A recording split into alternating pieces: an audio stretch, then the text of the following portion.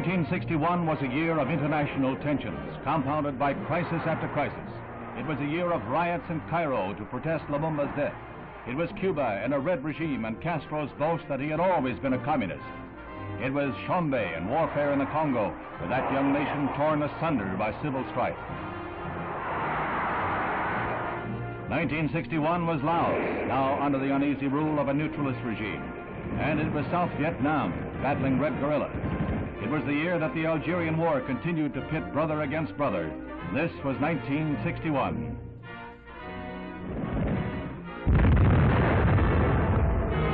In January, John Fitzgerald Kennedy was sworn in as the 35th President of the United States and began the momentous task of guiding the nation through the critical years ahead. It was a solemn ceremony as he took the oath of office and assumed the burden laid down by Mr. Eisenhower.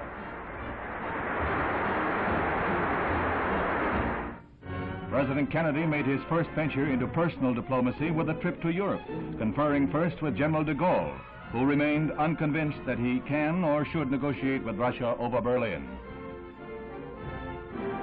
Vienna was a neutral arena for a sparring match between two worlds. The men who hold the power to write tomorrow's history met, smiled, and resolved no problems.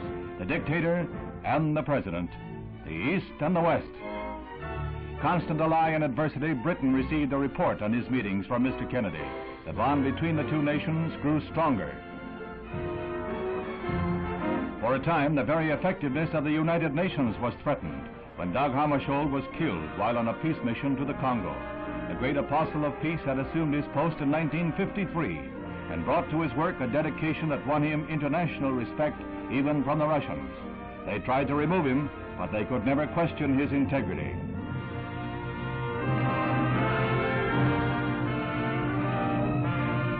U Thant of Burma succeeded Mr. Hammarskjöld to guide the UN during the parlous times it faces. Man had his first great success in space when the Russians pushed a man across the threshold. He was Yuri Gagarin, the astronaut the Russians lionized as the first to orbit the Earth. It was the propaganda coup of the year.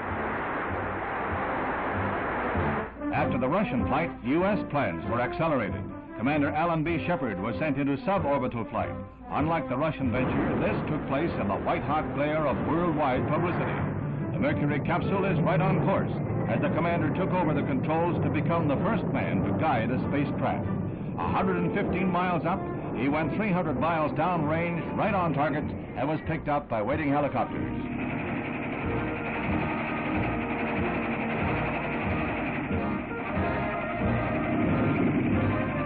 The triumph of Alan B. Shepard, U.S. space pioneer.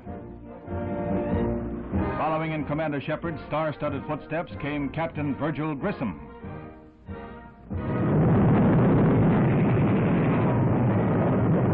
Everything is A-OK until the heartbreaking finale. As the captain prepared to leave the capsule, explosive bolts on the escape hatch let go, and the Mercury is lost. However, the moon gets closer. The line of demarcation in the Cold War lies in Berlin. West Berlin, with its burgeoning prosperity, is a thorn in the side of the Reds.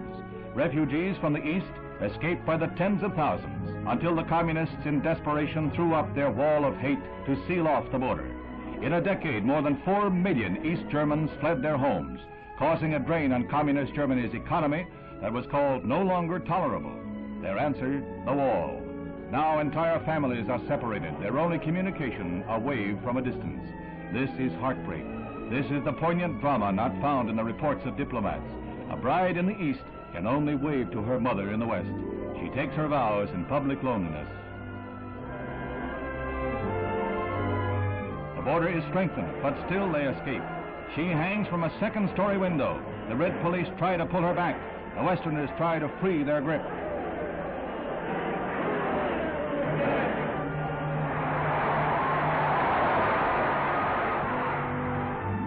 East Germans grasp any fleeting chance. A guard's back is turned, the barbed wire is slashed, and Westerners stretch forth willing hands to pull them to asylum. They gamble that a sudden rifle shot won't end their dreams, that a slip won't bring disaster. Freedom is man's most prized possession, and it is only for those who love it.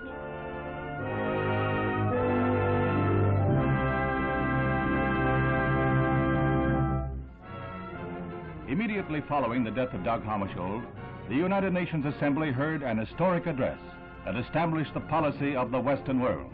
Mr. Kennedy presented a manifesto for peace in momentous and moving words, most of them directed at the Russian delegation. Ladies and gentlemen of this assembly, the decision is ours. Never have the nations of the world had so much to lose or so much to gain. Together we shall save our planet, or together we shall perish in its flames. Save it we can, and save it we must. And then shall we earn the eternal thanks of mankind, and as peacemakers, the eternal blessing of God. It was a year that shaped the future.